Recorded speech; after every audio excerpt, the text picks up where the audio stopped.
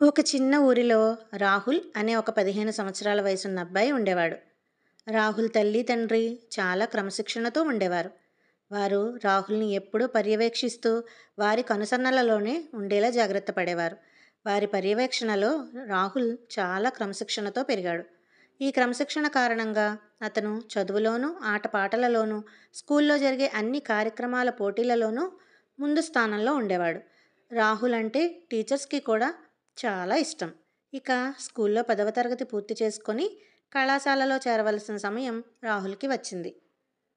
ఇంత బాగా చక్కగా చదివే రాహుల్ ఈ చిన్న ఊరిలో ఉన్న కళాశాలలో కాకుండా పట్టణంలో ఉన్న పెద్ద కళాశాలలో చేరితే ఇంకా బాగా చదువుతాడు, ఇంకా ఎక్కువ జ్ఞానం సంపాదిస్తాడు అనే ఉద్దేశంతో అతడిని దూరంగా ఉన్న పట్టణంలోని కళాశాలలో ఉన్నత విద్య కోసం చేర్చారు.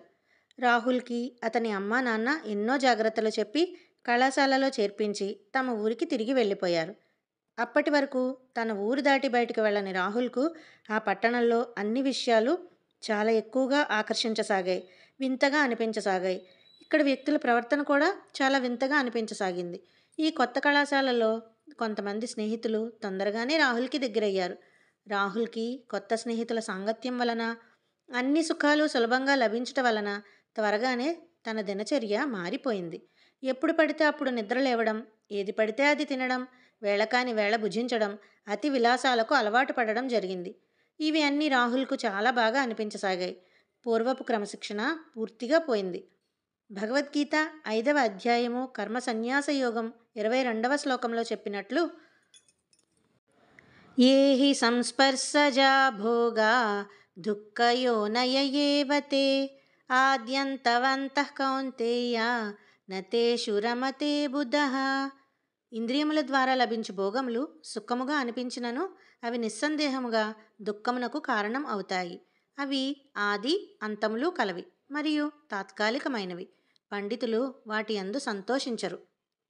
మొదటి రోజులలో ఇవన్నీ రాహుల్కు చాలా బాగా అనిపించినా రాను రాను అతని జీవన విధానంలోని చెడు మార్పుల కారణంగా అతని ఆరోగ్యం పూర్తిగా చెడిపోయి ఆసుపత్రి పాలు కావాల్సి వచ్చింది. దానివలన అతడు ఆ సంవత్సరం పరీక్షలలోనూ హాజరు కాలేకపోయాడు.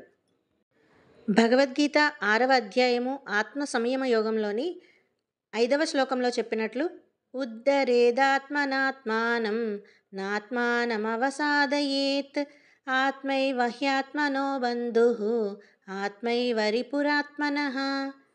తనను తానే ఉద్ధరించుకోవలను, అంతేకాని అధోగతి పాలు కారాదు. ఎందుకంటే తనకు తానే బంధువు, తనకు తానే శత్రువు అని తెలివైన మంచివాడైన రాహుల్ తనకు తానే తన ప్రవర్తనకు పశ్చాత్తాపపడి ఎలా అయినా శరీరానికి కలిగిన అనారోగ్యాన్ని ఆసుపత్రిలో చికిత్స చేయించుకొని బాగుపరుచుకొని మనసుకు కలిగిన అనారోగ్యానికి కూడా యోగ సాధన చేయాలని నిర్ణయించుకున్నాడు. మరల కళాశాలకు వెళ్ళగా అక్కడ అతని మనసు చదువుపై లగ్నం కాక మరల అతనికి దురలవాట్లు ఆకర్షించసాగాయి.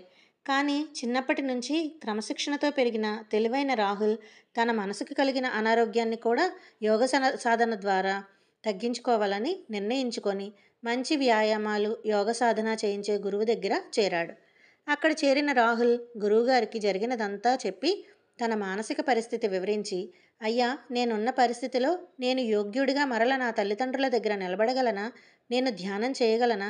నా మనస్సు ధ్యానంపై లగ్నం కాగలదా అని అడగగా గురువుగారు భగవద్గీత 6వ అధ్యాయము ఆత్మ సంయమ యోగంలో 17, 26, 35 శ్లోకాలు ఇలా చెప్తున్నారు. 17వ శ్లోకము యుక్తాహార విహారస్య యుక్తచేష్టస్య కర్మసు యుక్తస్వప్నావబోధస్య యోగో భవతి దుఃఖః. ఆహారము మరియు విహారాదుల యందు, ప్రతిరోజు పనులు చేయుట యందు, జాగృత స్వప్నాదుల యందు యథాయోగ్యముగా ప్రవర్తించువానికి దుఃఖము నాశనమై ధ్యానము సిద్ధించును. యతో యతో నిశ్చరతి మనశ్చంచలమస్థిరం తతస్తతో నియమ్యైతత్ ఆత్మన్యేవ వశం నయేత్.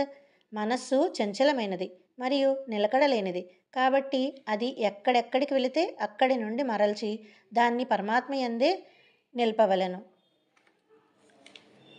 35వ శ్లోకం అసంశయం మహాబాహో మనోదుర్నిగ్రహం చలం అభ్యాసేన తు కౌంతేయ వైరాగ్యేణ చ గృహ్యతే. నిస్సందేహముగా మనస్సు చంచలమైనది. దానిని వశపరుచుకొనుట మిక్కిలి కష్టమే. కానీ అభ్యాసము మరియు వైరాగ్యముల ద్వారా మనస్సును నియంత్రించుట సాధ్యమే. తప్పక నీవు యోగ సాధన ద్వారా నీ మనసును శరీరాన్ని నీ అదుపులోనికి తెచ్చుకోగలవు. నేను నీకు శిక్షణలు ఇస్తాను అని గురువుగారు చెప్పగా రాహుల్ ఆశ్చర్యంగా, అయ్యా, యోగ సాధన ఎలా చేయాలో కూడా భగవద్గీతలో ఉందా అని ఆశ్చర్యంగా అడిగాడు. అప్పుడు గురువుగారు ఇలా చెప్పారు, మన జీవితంలో ఉన్న ప్రతి విషయం భగవద్గీతలో ఆ పరమాత్మ మనకు చెప్పారు. మనం తెలుసుకోలేకపోవడం మన అజ్ఞానం. భగవద్గీత 6వ అధ్యాయము ఆత్మ సంయమ యోగంలోని 13, 14, 19 శ్లోకాలలో సమం కాయశిరో గ్రీవం ధారయన్నచలం స్థిరః సంప్రేక్ష్య నాసికాగ్రం స్వం దిశశ్చానవలోకయన్. శరీరము, మెడ, శిరస్సును నిటారుగా స్థిరముగా నిలిపి చూపును ఏ దిక్కునకు పోనీయక ముక్కు కొనపై దృష్టి నిలపాలి. 14వ శ్లోకం. ప్రశాంతాత్మా విగతభీః బ్రహ్మచారి వ్రతే స్థితః మనః సంయమ్య మచ్చిత్తో యుక్త ఆసీత మత్పరః. భయాన్ని వదిలి ప్రశాంతంగా బ్రహ్మచర్య వ్రతాన్ని పాటిస్తూ మనోనిగ్రహంతో పరమాత్మపైనే మనస్సు పెట్టి ధ్యాన సాధన చేయాలి. 19వ శ్లోకం. యథా దీపో నివాతస్థో నీంగతే సోపమా స్మృతా యోగినో యత చిత్తస్య యుంజతే యోగమాత్మనః. గాలిలేని స్థలంలో నిశ్చలంగా ఉండు దీపం వలె పరమాత్మ గురించి ధ్యానము చేసే యోగి యొక్క మనస్సు కూడా నిగ్రహించబడి నిశ్చలంగా ఉంటుంది అని ఆ పరమాత్మ మనం ఆచరించాల్సిన జీవన విధానంలో యోగ సాధన గురించి స్పష్టంగా వివరించారు అని చెప్పగా రాహుల్, అయ్యా, మరి యోగ సాధన చేయడం వలన నేను మునుపటిలా శారీరకంగా మానసికంగా దృఢమైన వాడిని కాగలనా? నేను యోగ సాధన యందు మనస్సు లగ్నం చేయగలనా? కొద్ది రోజులుగా నా జీవన విధానాన్ని చెడు అలవాట్లతో పాడు చేసుకున్నాను అని అడిగాడు. అప్పుడు గురువుగారు ఇలా చెప్తున్నారు, దీనికి సమాధానం కూడా భగవద్గీతలో 6వ అధ్యాయము ఆత్మ సంయమ యోగంలోనే ఆ శ్రీకృష్ణ పరమాత్మ ఇలా చెప్పారు. 26, 43వ శ్లోకాలు ఒకసారి మనం తెలుసుకుందాం అని 26వ శ్లోకం ఇలా చెప్తున్నారు.